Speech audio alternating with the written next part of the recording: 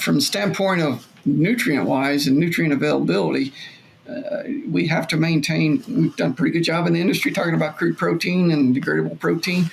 So it's the degradable protein that we really got to pay attention to. And sometimes, depending upon what curveball Mother Nature throws at you, you may have to go out there and do some supplementation with degradable protein to really optimize your fiber digestibility, because that's what we're trying to do, right?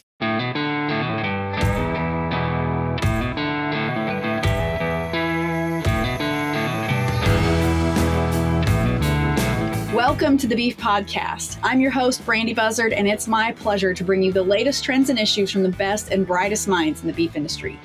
Today, we're joined by Dr. Kip Karges, an Oklahoma native who obtained his Master's of Science in Animal Nutrition from the University of Nebraska-Lincoln, and then returned to Oklahoma State to obtain his PhD in Animal Nutrition, and he has over 30 years of industry experience. Dr. Karges is currently the North American Technical Service Manager at Lallemand Animal Nutrition, and his work focuses on micronutrients and their role in microbiome gut health in relationship to total immune system wellness. Dr. Karges has also worked with nutrient encapsulation, amino acid ration balancing, and the metabolizable protein system.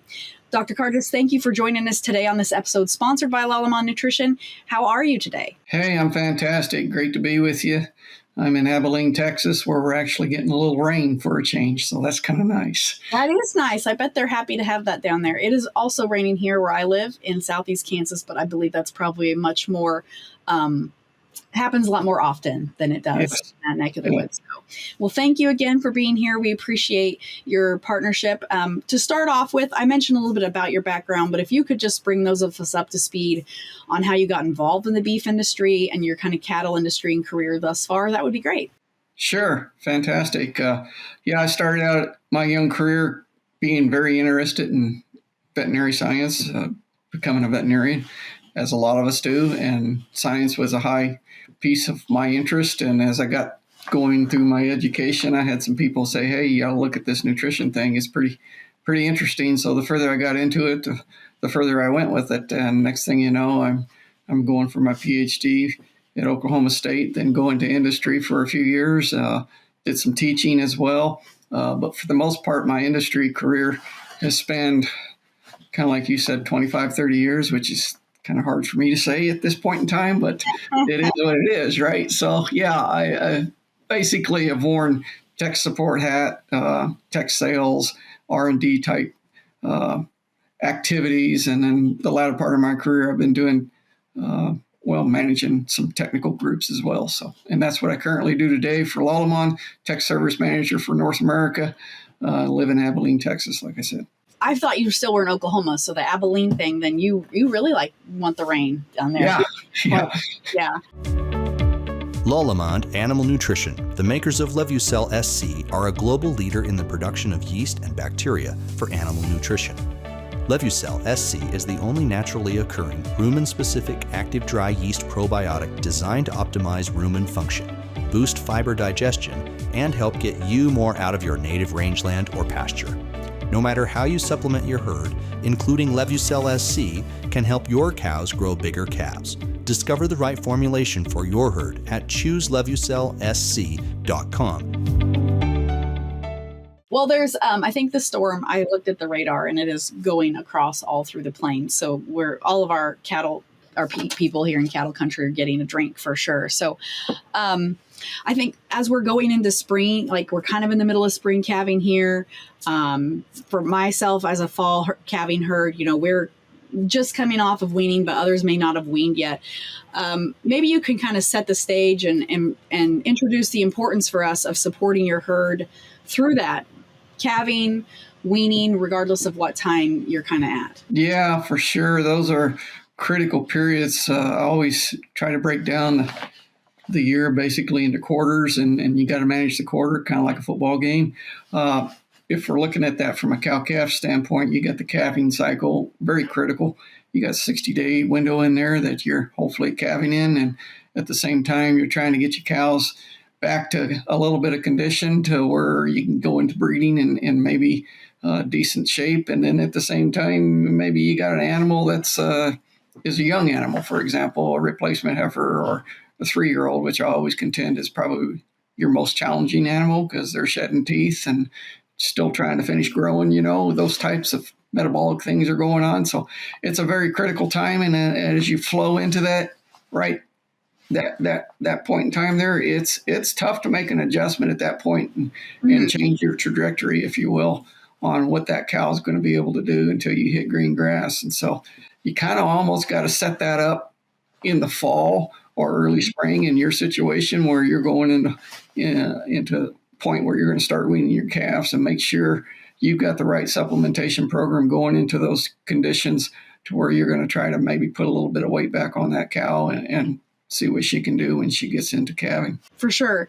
Yeah, they are itching to get to grass. I have been putting cows in. I don't know how they're getting out. I just have no idea where they're finding these holes in this fence. I have walked the fence line, but I am putting them back in almost daily. So, but if you could speak a little bit, why is nutrition management during these stages so crucial for herd health? Why are we, for those who may not be as well versed in nutrition, why is that step up plan so important several months in advance? Yeah, so from the standpoint, if we go into, you've weaned your animal, so now your cow's dried off, and she's, I'm going to talk more along the lines of this second gestation period and going into third gestation. So those are time frames where you kind of have an opportunity to maintain or maybe slightly improve body condition on that animal if you've got the right nutrition program, and depends upon your objectives and those types of things. But we all want to go into calving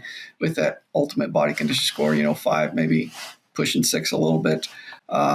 You darn sure don't want to have a lot of cows going in at a body condition score 4 through second and third gestation, because at that point in time, that animal is designed to get a calf on the ground, right? And so she's going to sacrifice her body stores, if you will, and put everything into gestation.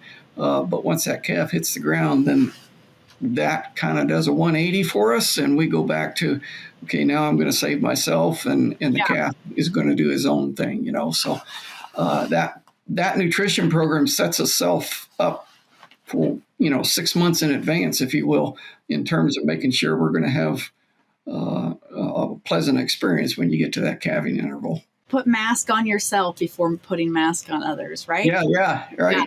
Is there ever an instance where grass, ideally I want my pastures to be all that our cows need, nutrition, and we run stockers as well.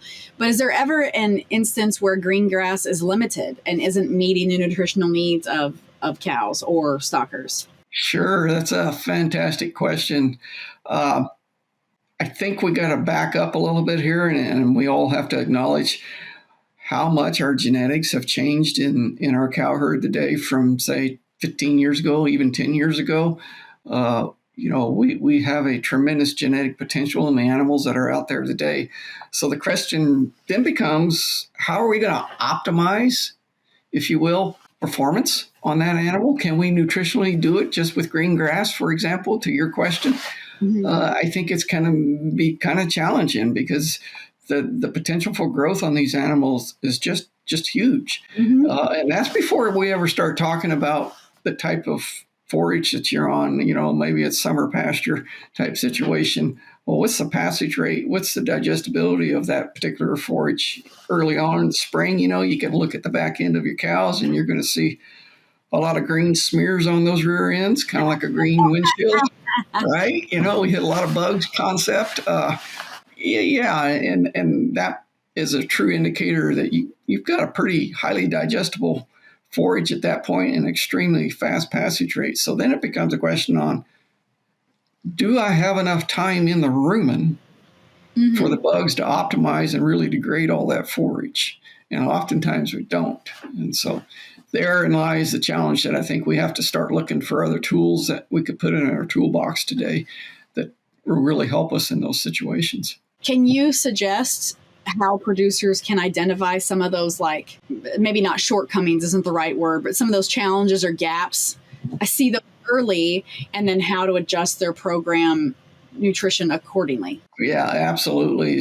So some of your biggest indicator is going to be body condition score, monitoring that as you go through the year. But overall, Weather patterns is another thing. You got to monitor that and see what, if you're falling short on moisture, that's going to drive a lot of business decisions pretty quick for us, and you can attest to that. Right.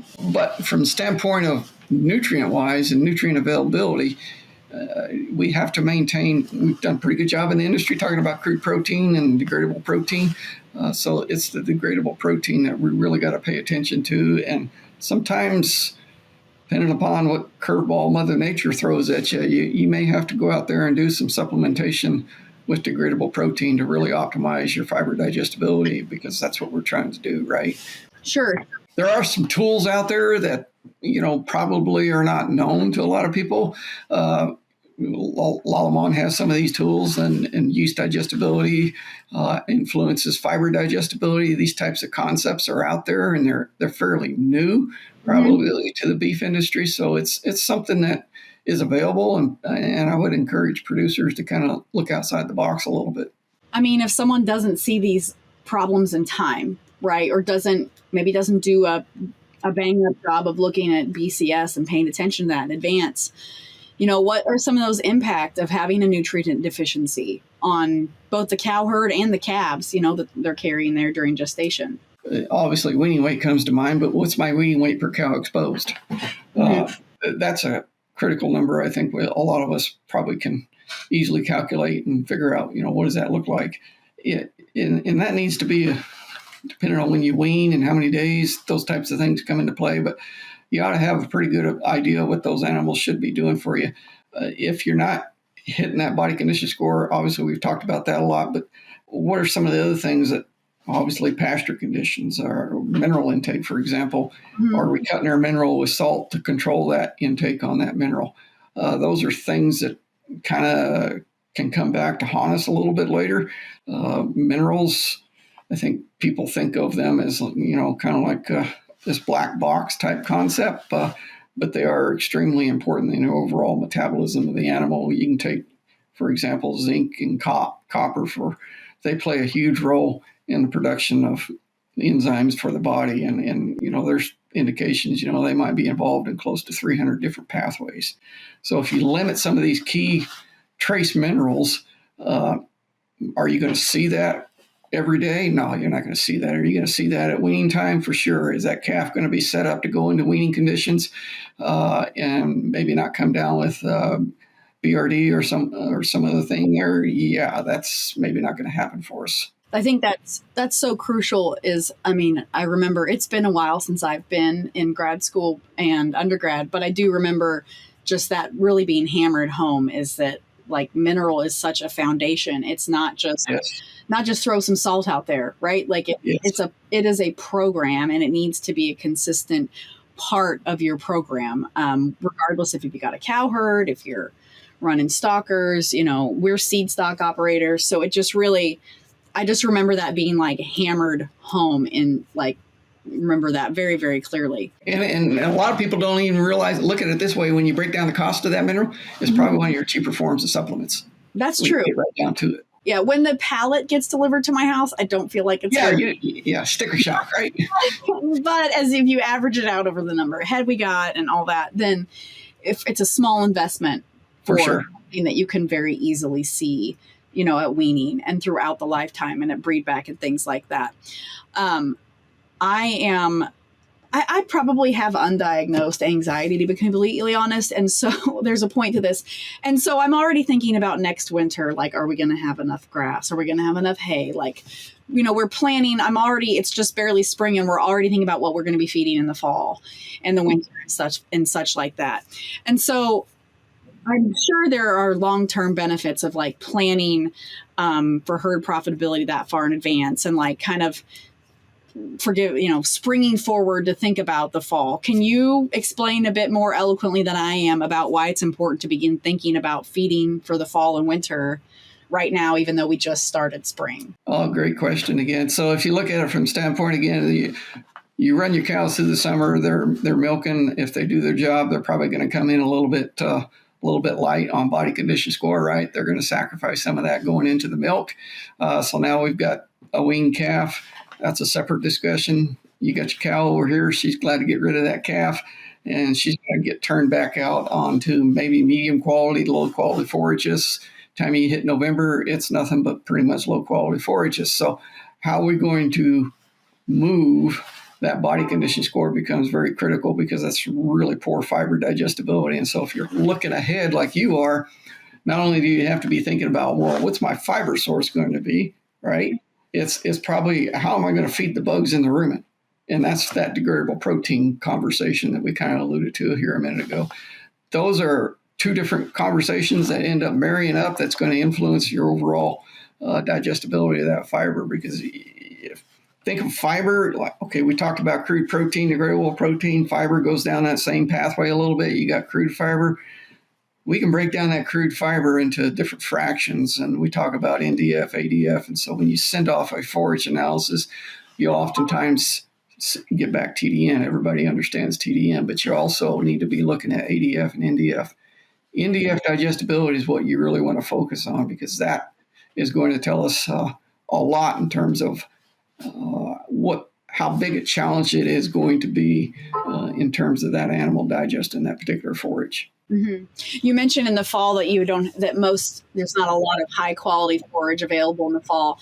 And I hope that it's okay to beg to differ a little bit. I'm not going to play devil's advocate, but I live in fescue country. Oh, you're lucky. I mean, fescue, it's not a love-hate relationship, but it has its downsides. But yes, we fall calve, and so right when we get done calving, if we get a little bit of some October rain or late September rain, that we get another boost of green grass. So it's kind of nice, as long as it doesn't snow. So we get a little bit of high quality forage there at the end of the fall. But I want to circle back to something. I want to come back in a little bit and talk about like these decisions in the spring and how they relate to fall productivity. But you mentioned rumen health. I think that's obviously super important. The rumen is so crucial to so many functions. And so if you could speak a bit about like right now, why is it so important to assess rumen health in the spring? And what are some things that producers should look for when evaluating rumen function right now? Like, why look at it right now, and what should you look for? It comes back to, again, don't want to hammer the point too much, but it ties into rumen health. The cow's there to digest fibrous feedstuffs. Mm-hmm. So if she's not set up to do that, and say she's got poor protein supplementation or not the right type of protein supplementation, you're not going to be happy with that digestibility of that fiber, and that ties back into the rumen health piece. Because rumen health, okay, you start thinking about colonization of fiber. How can we do that through the microbes? And if you're going to come back in and say, well, I'm going to use some type of energy because I'm going to try to put some energy back into my diet and get those cows moving again for me, that can be challenging. There's a lot of research out there that shows, 4 or 5 pounds of energy, the wrong type of energy is going to be detrimental. If you get the right type of energy, very, very beneficial, very beneficial. So there are things that we can do a lot differently today, because we have these byproduct type feeds that are available to us, whether it's DDG, soy hulls, corn gluten feed. Those are all extremely good sources of not only energy, but in those situations, protein kind of comes along for the ride almost. So it makes it a lot easier to navigate some challenges in terms of, monitoring and maintaining good rumen health, so you get optimal fiber digestibility. If you're not going to do that, one of the indications that telltale sign is, what are the stools on those animals looking like? If you got really dry stools coming out the back end, that's number one indication of you got a very, very slow passage rate going on. Okay. Maybe a producer has that. How can they make an adjustment to their feeding programs to optimize that rumen function, benefiting the cow and their calf growth? Like, if in that specific instance, like, what would you recommend that they do? Well, you're first going to dive in and figure out what they're feeding, right? And if it's poor quality roughages, that's generally the culprit in that situation, which there's a good chunk of cows out there that are going to consume poor quality roughages for a time period there. You got to come back and say, okay, how am I going to supplement my protein? A lot of people like to use self-supplementation programs. Others still will want to go out there and do it every other day type concept. with some type of a range cube. So it comes back to what type of protein am I going to be supplementing, right? And is that really going to drive fermentation? And then you got to figure out, okay, well, what other feedstuffs do I have to work with at this point in time? Those are all limitations within an operation that have to be considered when you're building that program.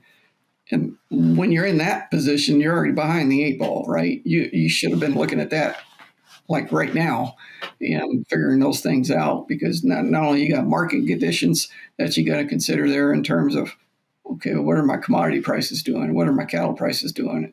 If I'm going to have, cattle prices like right now, man, they're fantastic, right? Nobody's complaining, Yeah. nor should they be. Some people are complaining. Yeah. Well, there is that. There's always some, I guess, but I really feel like there's a lot of opportunity there for people to do different things in terms of managing their calf herd with cattle prices the way they are right now. And I agree. Yeah. But yeah, there's always people complaining. For sure. So you brought up the poor quality forages.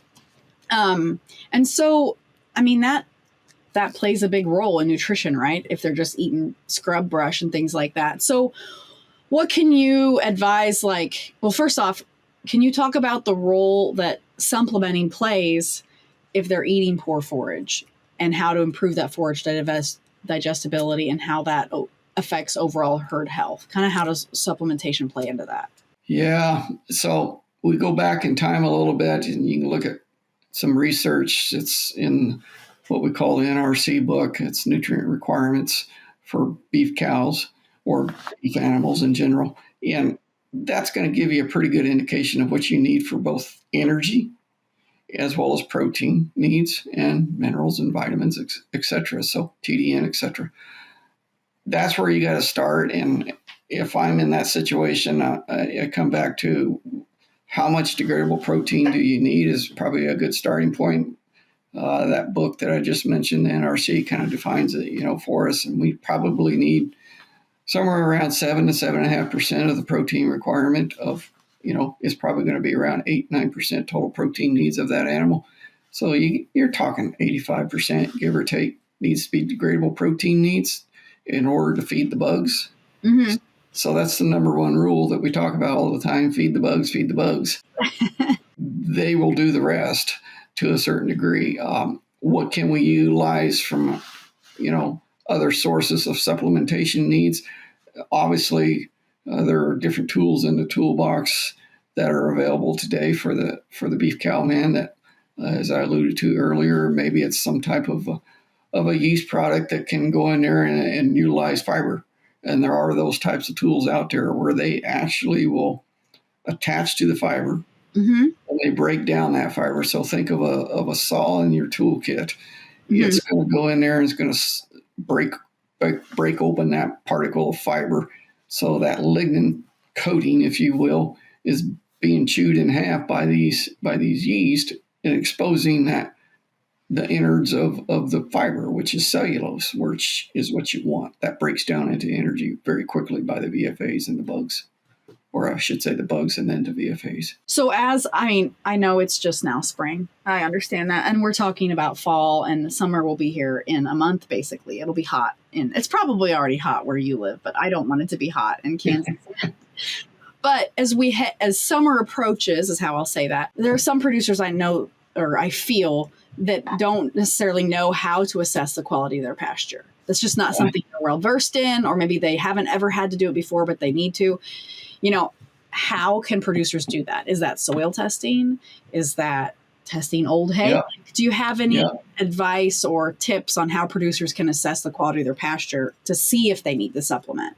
For sure. So you can go out there and do forage analysis and do some clippings and send those off and start doing some benchmark work is what I refer to it as. And you got to build yourself a little library over those summer pastures. Mm-hmm.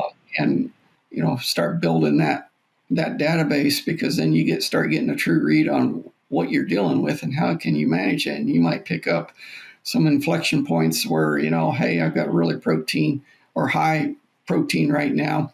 Mm-hmm. Then that becomes a question, okay, are you matching up peak milk production, which occurs roughly 60 days after you calf? Is that lined up with peak forage production. Mm-hmm. And so now we got to start looking at, okay, when does that really occur? We think it occurs now, but do you have the numbers to support that? Or are we just relying off of what we've learned through the course of time? And I'm a big proponent of, one, having information to make decisions on. So that's a critical step right there. If you're not doing it, I would encourage people to do that right there. It's hard to manage what you can't measure or what you're not measuring. Do you have any other practical tips on, managing forage and supplements like in tandem so that cows get nutrition they need, especially as we go into summer and maybe there's always a drought somewhere. Unfortunately, Somebody is always in a drought.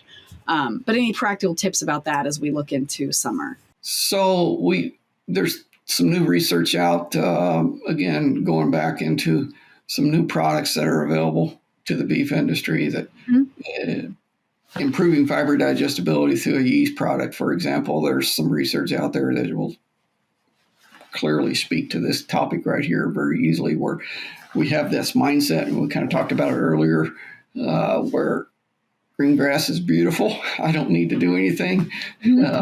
Go check the mineral feeder, hopefully once a week, and see what's going on. But after that, put it on cruise control, right? Well, that's not necessarily the case if you go back to what we discussed about genetic potential and lining things up with passage rate and digestibilities.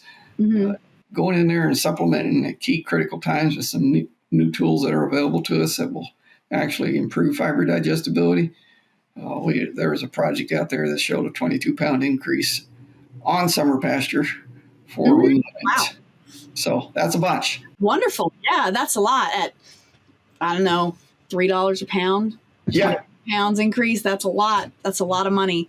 That's a lot. Pounds. I want to get to the fiber digestibility in just a second because you've mentioned that term quite a bit. And so I don't want to ignore that. But I want to go back just to kind of close the loop on the strategic planning. Can you speak a bit about the long-term benefits of all the strategic planning, of thinking about, the low quality forages they may be grazing on in the fall, the part of the summer, looking at your forage availability and maybe supplementing to get those things to work in tandem. Can you speak just a bit about the long-term benefits of thinking beyond just your own ranch gate, and not yours specifically, but a producer looking beyond their own ranch gate, and what value it has to think of things in a long term rather than just, I got to feed the cows today. Tomorrow I got to feed the cows and fix the fence.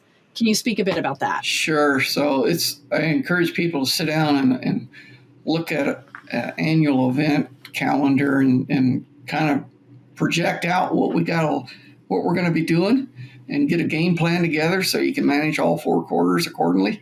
And this bit of saying, okay, when do I need supplement? When do I not need supplement? Because that's your primary input cost on cow-calf is supplementation. Right. So it becomes a timing and critical timing, if you will. And it's all going to be driven on forage quality. But think of it like this, that degradable protein is essentially your gas pedal. Okay. Your carbohydrate, which is your forage, is the gas. Mm-hmm. And so I can speed up or slow down based on what conditions we have, time of year, et cetera, based on degradable protein and how much I'm going to put into that animal. So it becomes a little bit of the needs of the moment based on nutrient requirements, gestation, first period, second period, third trimester, et cetera, and then going into peak forage production, and is that lined up with your peak milk production? A lot of times I see that not being in line. We try to rush that because whatever, we got marketing decisions that are driving this discussion. Right. Maybe people are calving in February because they got marketing decisions that are at play. So those all come into the discussion as well. For sure.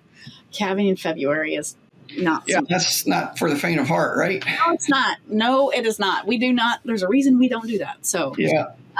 Well, I said we get back to fiber digestibility because, like I said, you've mentioned that quite a bit. And so if you could, I feel like that term is pretty self-explanatory, the digestibility of fiber. But how does that affect the overall nutrient profile of the diet? Is that something you could speak to? Yeah. So if we look at it from the standpoint, think of a nutrient pie is what I like to refer to it as. You got a circle and it's a pie shape. Okay, so there's going to be 8 to 12% of that pie. That piece is going to be, let's call it, protein requirement, and we can argue if it needs to be 8 or 12 all day long. Then you got another 2 or 3% sliver of the pie that's basically going to be made up of your vitamins and trace minerals needs. What's the rest of that pie, that nutrient pie, going to be made up of? Energy. Okay. So we have to optimize fiber digestibility, because that's what, in my opinion, the rancher's truly growing out there. He's growing a grass crop. So how are we going to optimize fiber digestibility on that crop to parlay into peak performance of our animals? And so there becomes the yin and the yang kind of concept. How do you find that sweet spot? And it really boils down to, are you measuring your forages like we talked about earlier? What type of forages are you bringing in for supplementation? Are they known sources, or are you just buying by cost per ton? Because that's a dangerous thing to be doing, you know. You don't think of cost per ton. Well, that's great. It can be sticker shock. But what if we come back and look at that from a digestibility standpoint? I can sell you X over here for cost per ton that's pretty reasonable, or I can sell you something over here that's a little bit more expensive.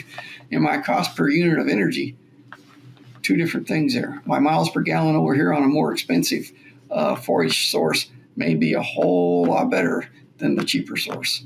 Right. And the value of the value of what you're getting, right? Yes. Quality over quantity. Gallon type concept, right? Yeah. So that's what we got to look at. So I'm assuming that improving your fiber digestibility leads to bigger and better things. Well, for sure, it's going to impact your bottom line, and you're going to become more economically efficient. Let's say that. There. And so, can you speak about that? Maybe weight gain, more efficient digestion, bigger weaning weights, that kind of thing. Yep. So if we go back to NDF, that's a critical piece of fiber, right? NDF digestibility is what you're going to get back from one of your labs out here in the industry. And so you look at that and we say, okay, is this good? Is that bad? Depending on the forage that you measured, how are we going to optimize that? And if we can improve NDF digestibility by 4 or 5 points, that's worth a lot in overall performance on that animal, because that NDF digestibility means that we've taken, we're going to get a little geeky here on you, but we're going to say cellulose. Okay, what is cellulose? Oh, that's, starch type concept here. It's energy for the animal, and that's going to break down through the bugs' digestion into what we call volatile fatty acids. Example of volatile fatty acids, acetic acid, vinegar. Okay. That's what is driving rumen energy. And when you drive rumen energy, you drive overall animal production. Yeah, that's what we're trying to do, is optimize forage digestibility in that rumen, because once it leaves the rumen, there's not a whole lot of forage digestibility that's going to take place. There's a little bit in the hind gut, but not a whole lot. So it's vitally important that it gets it done there. Yes. So. Yep. You optimizing weights and profitability and things like that. And so right now there's a lot of positives happening in the beef industry right now in terms of prices and things like that. But there's also some challenges. And so I was just wondering if you would touch on some of those challenges, or maybe I can why we've got weather issues. People are trying to decide whether to rebuild the herd or just whether to take advantage of these high prices we've got right now. Can you give any advice based on the challenges that we've got right now to the producers that might be listening? Yeah, weather is probably one of the bigger ones, right? It was a big sigh before you.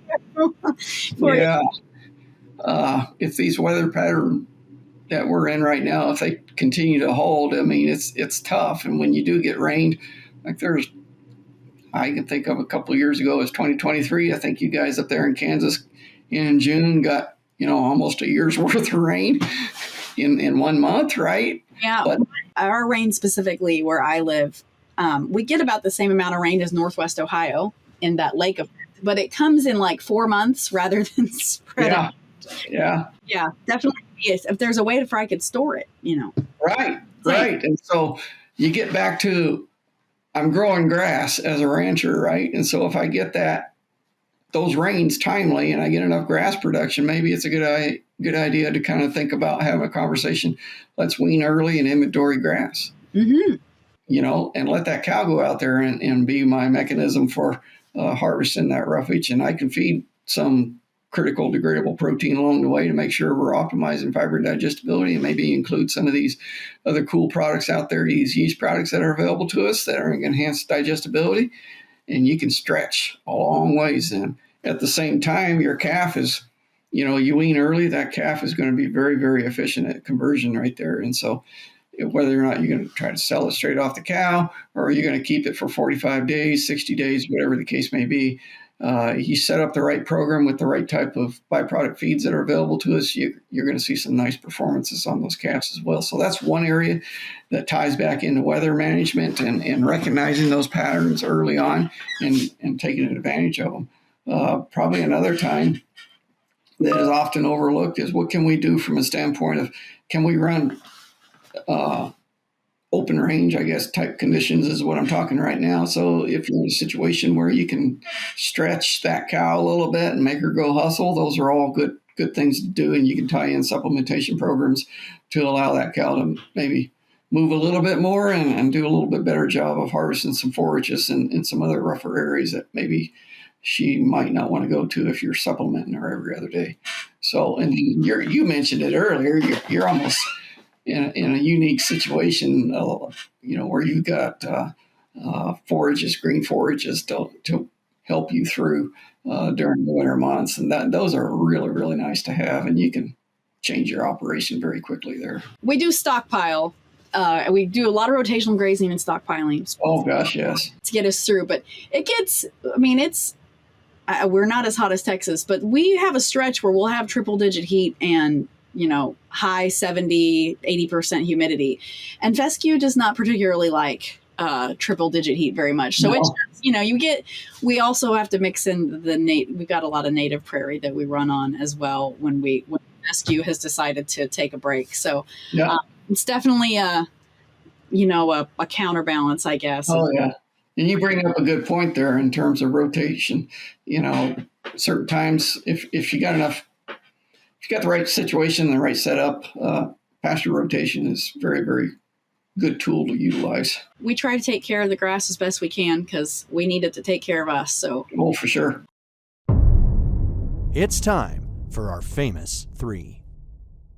Well, we've come to the part of the episode here where I asked the same questions of every guest. And I did give you I have to tell our audience, I gave Dr. Karges so that he wasn't just, caught in the headlights. So the first one of these questions is, what is your favorite beef or cattle related resource? Could be a book, a website, a movie, could be McClintock or something like that. It could be a person. What's your favorite beef or cattle related resource? So as a scientist, you end up reading a lot. And so I pull my information a lot from, depending on what I'm looking at, but the Journal of Animal Science is a great resource. There's a professional Journal of Animal Science out there that's a little bit more applied oriented and not quite so deep on the science piece. And then I mentioned earlier the nutrient requirement, the NRC, that's a good tool resource to fall back on. And in addition to all these geeky textbooks that I still have today. I still have all my textbooks from my husband and I both. I stopped after my master's, but he went on and got his PhD. So we have multiple degrees worth of textbooks still in the attic. And I'm having a garage sale this weekend. I'm like, can I put these in the garage sale? Yeah. We need these anymore. They stayed in the boxes. So yeah. Good. Yeah, that's a great references, the journals for sure. Yeah. So transitioning to a little bit lighter reading, what is your favorite non-beef or cattle related book or one that you are currently reading? I like to read. So I grew up reading Louis L'Amour, Zane Grey's. Yeah, so that influenced me a lot early on as a kid. And then you move into, for light reading today, there's Jack Carr's series out there about his character, James Reese, Navy SEAL type atmosphere. I reading through those. And then there's another good one as far as a series. This is about Peter Capstick. He he was a professional guide hunter over in Africa at the turn of the century, and he had a really unique perspective on what Africa was like at that point in time. So those are some of the books that I kind of fall back to. And then there's always the one-off books that I read. It's constantly. I don't have enough time to read. Let's put it that way. I feel that way as well. Occasionally I walk into a bookstore and I think how sad it makes me that I will never read all of the books. Yeah. Yeah. So I feel that. I have never had anybody answer with I just looked up Peter Capstick. I've never had anybody answer with that kind of, with that genre of book. That's very interesting. Great read. Good stories to tell you there. Oh, for sure. Yeah. I'm looking at some of the titles there. I'm going to have to check some of those out. Yeah, you start with Death in the Tall Grass, and you'll get hooked on them pretty quick. That's the one that's listed there first, so maybe it's the best one there. So, yes, ma'am.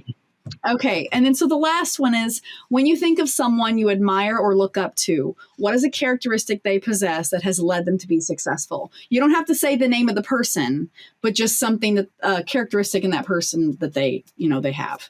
Well, I think you got to have a huge desire, drive, whatever you want to label it, to really push yourself to the limits that, you feel like, okay, I can't do anymore, I'm going to break, type concept, and then push yourself some more. Because in this line of work, it's really a small industry when you get down to it. And I know it kind of be hard to wrap your head around that, but from a nutritionist standpoint, it's a small group of people, really, considering how big the beef industry is. And so if you're going to be in the game, as I always like to say, you better make sure you can compete with the other people that are in the game. Yeah. Yeah. And that means, it